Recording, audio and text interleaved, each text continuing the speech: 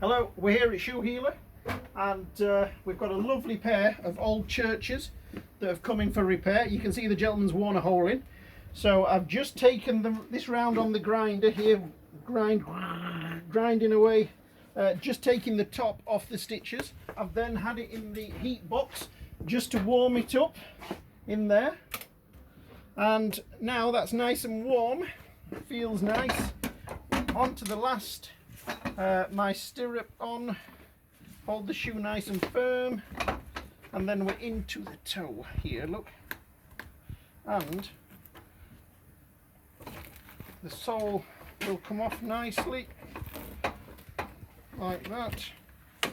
So this is a really old pair of shoes that the gentleman's bought second hand from the internet, so he doesn't want to spend a crazy amount of money on them. And the soles, both soles are worn through, as you see there.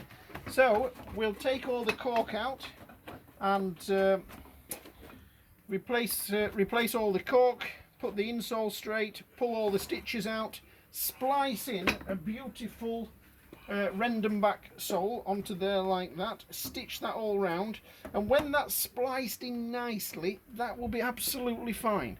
Now, years ago, people would rivet these down and it would eventually break the back of the shoe.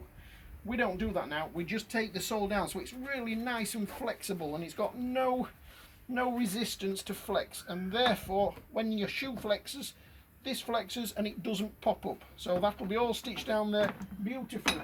The other shoe has actually got a hole right through the insole there, so we'll put a piece on there of soft leather just to repair that.